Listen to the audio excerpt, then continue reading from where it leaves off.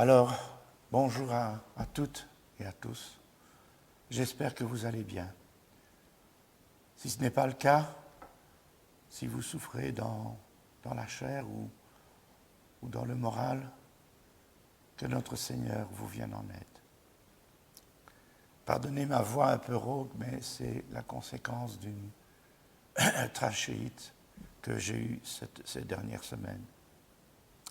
Alors, sans transition, je vous invite à une lecture dans l'Épître aux Hébreux, au chapitre 11. Ce sera une longue lecture, mais ce sera la seule lecture que nous ferons dans cette prédication. C'est une longue lecture, mais il est absolument impossible de couper dedans. Une fois que vous avez démarré le début, vous êtes obligé d'aller jusqu'à la fin. Mais voilà. Nous allons donc lire chapitre 11, Épître aux Hébreux. On peut lire à partir du verset 4. Ce passage est connu sous le nom de les héros de la foi. C'est par la foi qu'Abel offrit à Dieu un sacrifice plus excellent que celui de Caïn. C'est par elle qu'il fut déclaré juste, Dieu approuvant ses offrandes, et c'est par elle qu'il parle encore, quoique mort. C'est par la foi qu'Enoch fut enlevé pour qu'il ne vit point la mort, et qu'il ne parut plus parce que Dieu l'avait enlevé. Pardon. Car avant son engagement, il avait reçu le témoignage qu'il était agréable à Dieu. Or, sans la foi, il est impossible de lui être agréable, car il faut que celui qui s'approche de Dieu croit que Dieu existe et qu'il est le rémunérateur de ceux qui le cherchent. C'est par la foi que Noé, divinement averti des choses qu'on ne voyait pas encore et saisi d'une crainte respectueuse, construisit une arche pour sauver sa famille. C'est par elle qu'il condamna le monde et devint héritier de la justice qui s'obtient par la foi. C'est par la foi qu'Abraham, lors de sa vocation, obéit et partit pour un lieu qu'il devait recevoir en héritage, et qu'il partit sans savoir où il allait. C'est par la foi qu'il vint s'établir dans la terre promise, comme dans une terre étrangère, habitant sous des tentes, ainsi qu'Isaac et Jacob, les cohéritiers de la même promesse. Car ils attendaient la cité qui a de solides fondements, celle dont Dieu est l'architecte et le constructeur. C'est par la foi que Sarah, elle-même, malgré son âge avancé, fut rendue capable d'avoir une postérité, parce qu'elle crut à la fidélité de celui qui avait fait la promesse.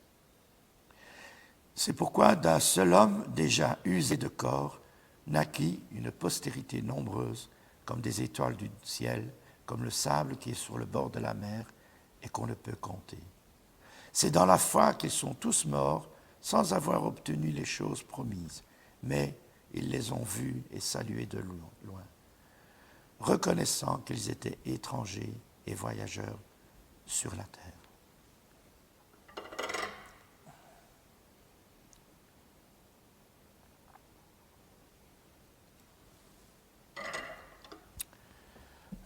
Pardon. On peut passer les versets 14, reprendre au verset 17. C'est par la foi qu'Abraham offrit Isaac lorsqu'il fut mis à l'épreuve et qu'il offrit son fils unique, lui qui avait reçu les promesses, et à qui il avait été dit, en Isaac sera nommé pour toi une postérité. Il pensait que Dieu est puissant, même pour ressusciter les morts. Aussi le recouvra-t-il par une sorte de résurrection. C'est par la foi qu'Isaac bénit Jacob et Ésaü en vue des choses à venir. C'est par la foi que Jacob mourant bénit chacun des fils de Joseph et qu'il adora appuyé sur l'extrémité de son bâton. C'est par la foi que Joseph mourant fit mention de la sortie des fils d'Israël et qu'il donna des ordres au sujet de ses os.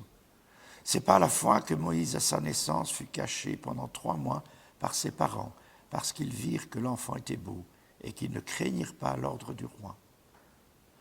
C'est par la foi que Moïse, devenu grand, refusa d'être appelé fils de la fille de Pharaon, aimant mieux être maltraité avec le peuple de Dieu que d'avoir pour un temps la jouissance du péché.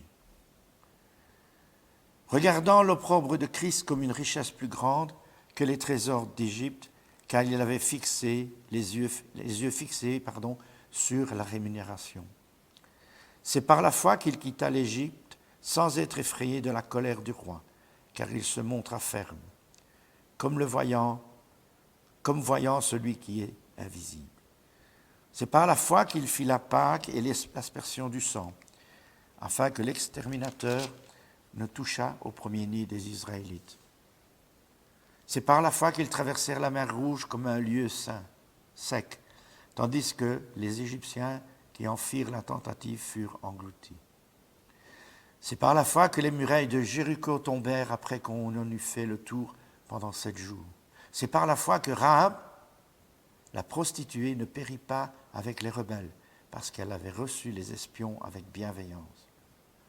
Et que dirais-je encore, car le temps me manquerait pour parler de Gédéon, Barak, Samuel, de Jephthé, de David, de Samuel et des prophètes, qui par la foi vainquirent des royaumes, exercèrent la justice, obtinrent des promesses, fermèrent la gueule des lions.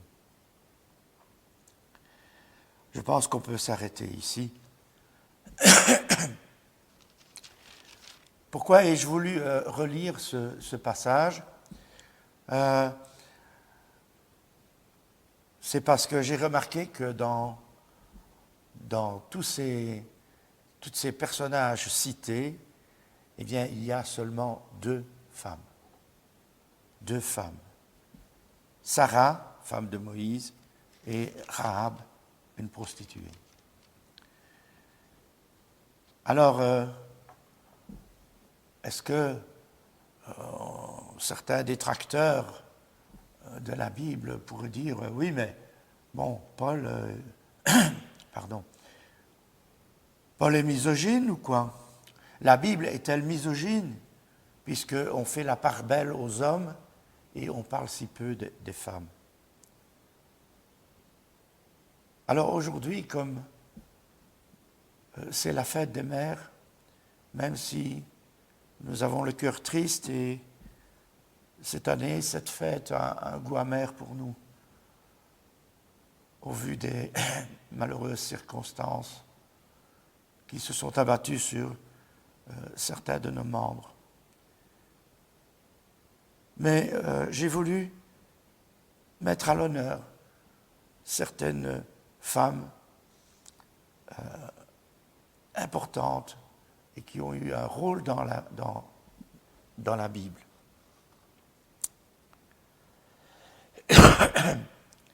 La Bible nous présente des portraits de femmes dont nous pouvons nous inspirer. Il y a bien sûr, comme aussi dans les personnages masculins, des femmes dont il ne faut pas s'inspirer, bien sûr. Par exemple, Jézabel. Hein. Mais voilà, j'ai fait un petit tour comme ça, j'ai choisi quelques femmes et j'ai pensé que c'était bien en ce jour de se rappeler de ces femmes courageuses et pleines de foi qui ont eu un impact à l'époque où elles ont vécu.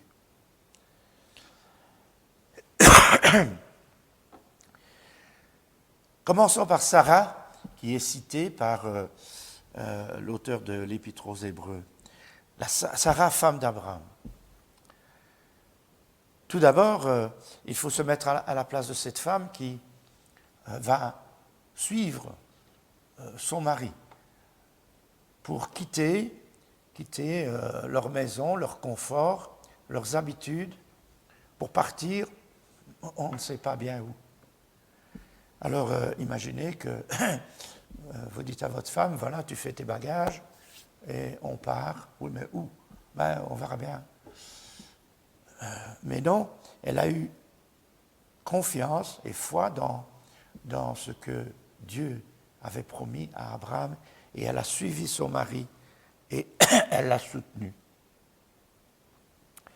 Alors Sarah, elle est fort en âge et elle arrive à 90 ans et elle n'a toujours pas d'enfant. Et bien sûr, ça l'attriste. Les autres se moquent parce qu'à l'époque, ne pas avoir d'enfant était quelque chose de négatif. Et même certains pensaient que c'était parce que Dieu ne voulait pas bénir la personne. Et donc c'était triste pour les femmes qui ne pouvaient pas enfanter. Mais Dieu promet un enfant. D'abord, Sarah, elle sourit. Dieu a un enfant à 90 ans. Mais elle finit par croire, avoir la foi. Et donc cet enfant viendra au monde. Qu'apprenons-nous de Sarah? Eh bien, elle nous enseigne que rien n'est impossible à notre Dieu. Si c'est sa volonté, bien sûr. C'est un exemple de foi. Et cette femme, c'est aussi un exemple d'une femme qui soutient son mari dans tout. La femme suivante, il s'agit de Rahab. Ce sont les deux femmes citées par l'auteur de l'Épître aux Hébreux. Alors Rahab, c'est une étrangère et c'est une prostituée, mais elle a aidé les espions d'Israël.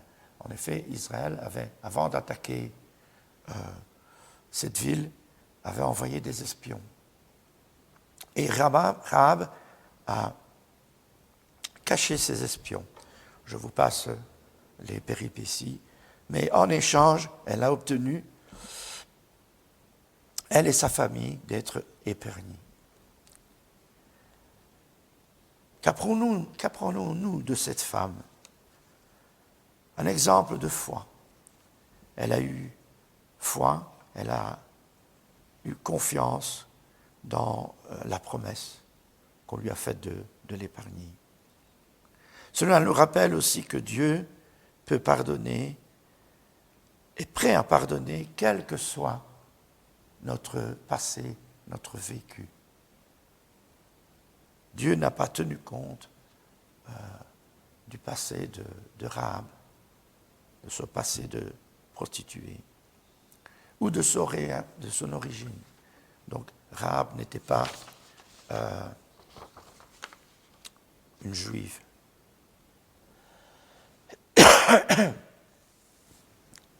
Passons à Ruth, autre femme importante dans la Bible.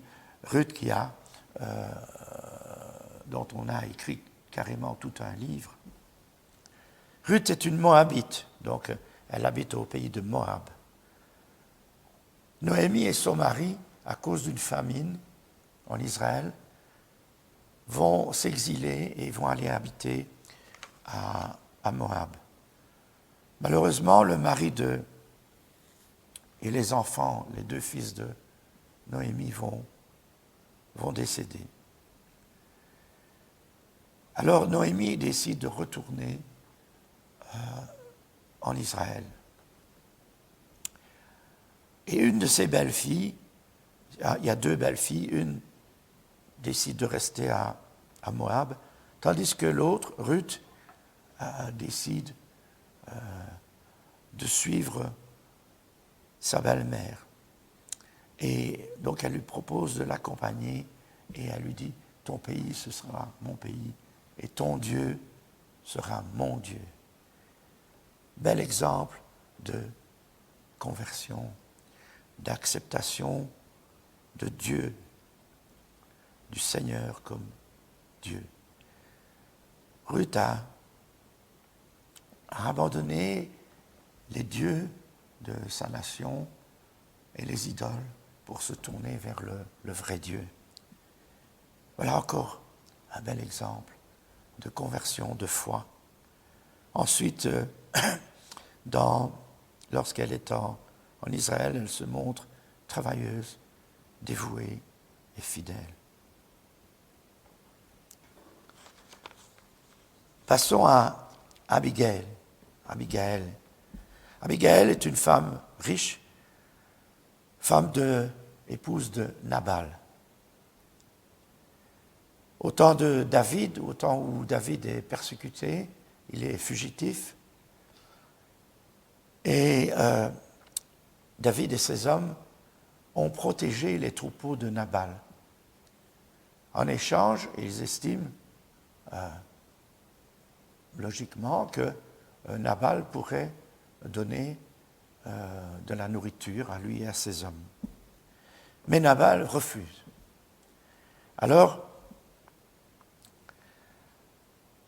David, avec ses hommes, monte à cheval et il se dirige vers Nabal pour le tuer. Abigail, apprenant cela, apprenant ce que Nabal avait fait, elle va au-devant de David. Elle va intercéder avec courage. Elle va demander pardon. Et le drame est évité. Voilà donc encore un portrait d'une femme extraordinaire. Abigail, qui était pourtant riche, belle, a su rester humble. Elle a été jusqu'à demander pardon, s'excuser de quelque chose dont elle n'était pas responsable. Voilà une femme pleine de courage, mais aussi de sagesse et d'humilité.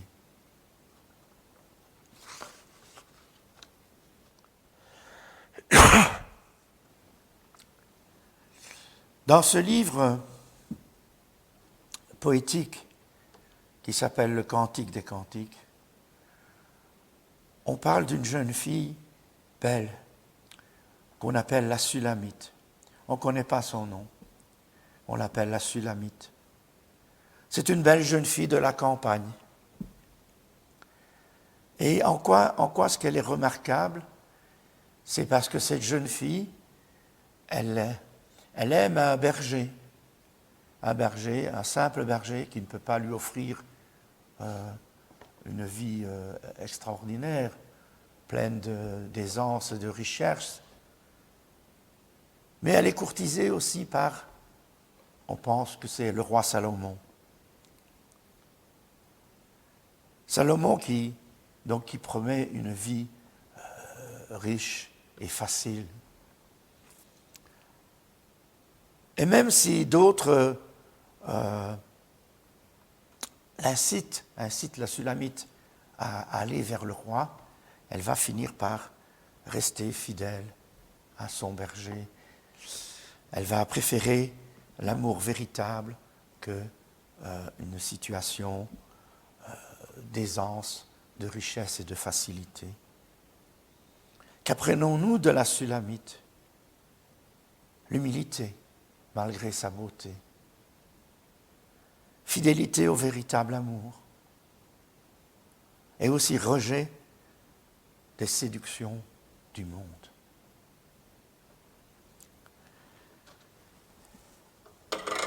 Excusez-moi.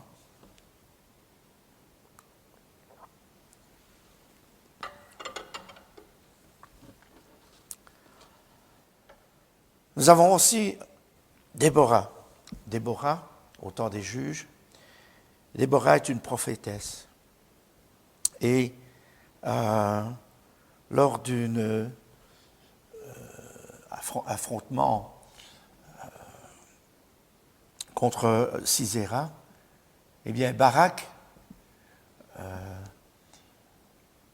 demande à Déborah de venir avec lui, de l'accompagner, parce qu'il ne se sent pas suffisamment rempli de courage pour y aller seul.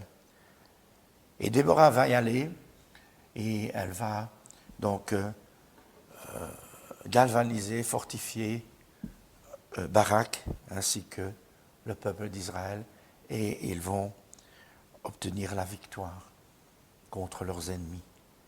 Déborah, donc, femme de courage, mais aussi de sagesse, puisque elle était aussi chargée de juger les affaires.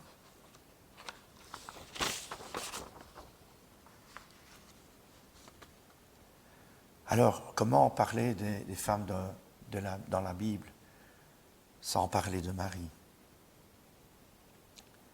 Marie, la mère de Jésus. Ça devait être certainement une femme pieuse et modeste.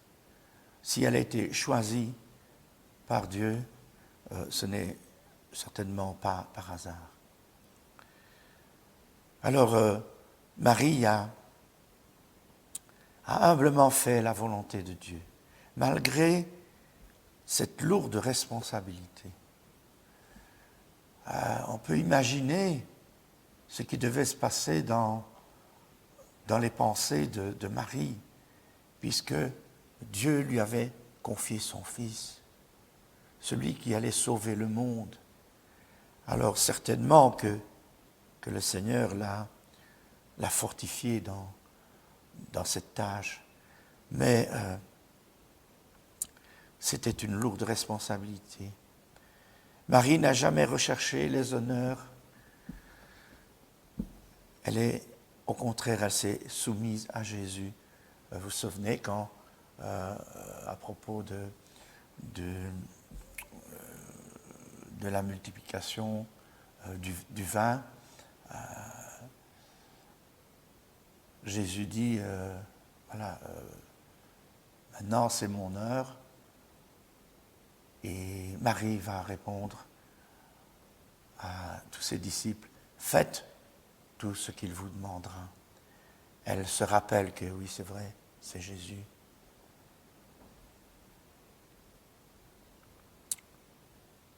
Si vous allez à Bruges, visiter cette ville, je sais bien que ce n'est pas facile pour le moment, il y a dans une église, je ne sais plus laquelle, mais j'ai eu l'occasion de visiter cette église parce que je savais qu'il y avait une petite statue, œuvre de Michel-Ange, Marie avec son enfant. Alors je sais que dans nos milieux, on n'aime pas les représentations, mais lorsque j'ai vu cette sculpture, eh bien, j'ai été ému. J'ai été ému par le regard de Marie sur cet enfant. Et j'ai pensé à ces paroles que l'on peut lire dans la parole de Dieu. C'est Marie repensait toutes ces choses dans sa tête. Et c'est vraiment, si vous avez l'occasion d'aller voir cette sculpture. Qu'apprenons-nous donc de Marie? Bien, beaucoup de choses, bien sûr, en particulier l'humilité, le dévouement et la reconnaissance au Fils de Dieu. Alors voilà, nous voyons que dans sa parole, le Seigneur nous présente quand même pas mal de portraits de femmes remarquables. Il y en a certainement d'autres, j'en ai choisi juste quelques-unes.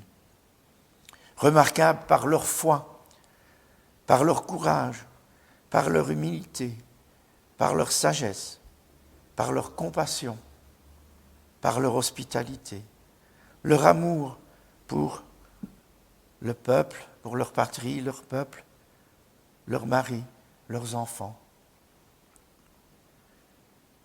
Mais tout cela ne nous est pas raconté uniquement dans un but historique pour nous éclairer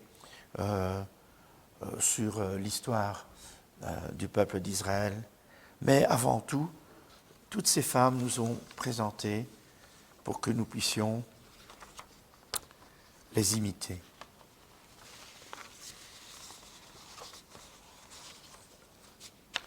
Dans Hébreux au chapitre 12, Paul dit, « Nous désirons que vous ne vous relâchiez point et que vous imitiez ceux qui, par la foi et la persévérance, héritent des promesses. » Donc nous devons être des imitateurs, ne pas simplement nous contenter de lire et de nous dire « Ah oui, c'est bien, c'est intéressant, tout ça. » Non, toutes ces personnes nous ont été présentées pour notre édification. Alors, certainement, comme moi, vous ne vous sentez pas aussi courageux, aussi sage que ces héros et ces héroïnes. Eh bien, si comme moi, vous ne vous sentez pas à la hauteur, demandez à Dieu. Demandez à Dieu qui donne sans reproche. Dans Jacques, au chapitre 1, au verset 5, Jacques dit, si quelqu'un manque de sagesse, qu'il la demande. Et Dieu, qui est fidèle, vous la donnera, et sans vous reprocher, sans faire de reproches. Ça me fait penser aussi à ce chant qui nous dit « Ah, donne à mon âme plus de sainteté, plus d'ardente flamme, de sérénité, plus de confiance pour rester debout, plus de patience pour supporter tout. »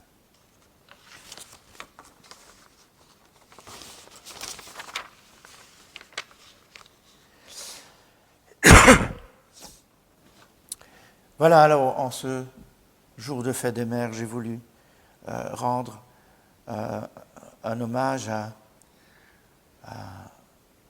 aux femmes, particulièrement à nos extraordinaires, valeureuses mamans. Et j'ai envie de dire comme dans la chanson de Stromae, vous êtes formidables. Que Dieu vous bénisse. Que Dieu bénisse nos églises. Et nous le demandons au nom de Jésus. Amen.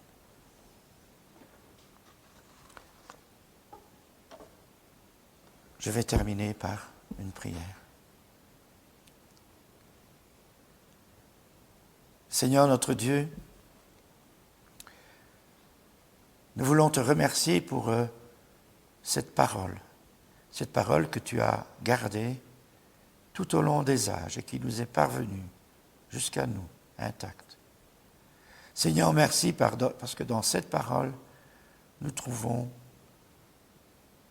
plein d'hommes et de femmes qui nous inspirent et tu nous demandes de les imiter. Mais Seigneur, pour cela, nous avons besoin de toi. Nous avons besoin que tu nous fortifies, que tu nous augmentes notre foi, Seigneur. Seigneur, nous voulons aussi te remercier parce que tu nous as donné un exemple plus fort que tous les autres exemples. Tu nous as donné Jésus et nous voulons, avec ton aide, Seigneur, ressembler de plus en plus à la personne de Jésus. Merci parce que tu l'as offert en sacrifice afin de prendre sur lui notre péché, ce péché que nous traînons en nous depuis des générations et des générations. Seigneur, merci parce que seul toi pouvais faire cette démarche. Nous n'étions rien et nous ne pouvrions rien pour nous sauver. Alors nous voulons te remercier encore une fois pour ce grand salut. Merci pour cette grâce imméritée. Seigneur notre Dieu, nous voulons te dire merci pour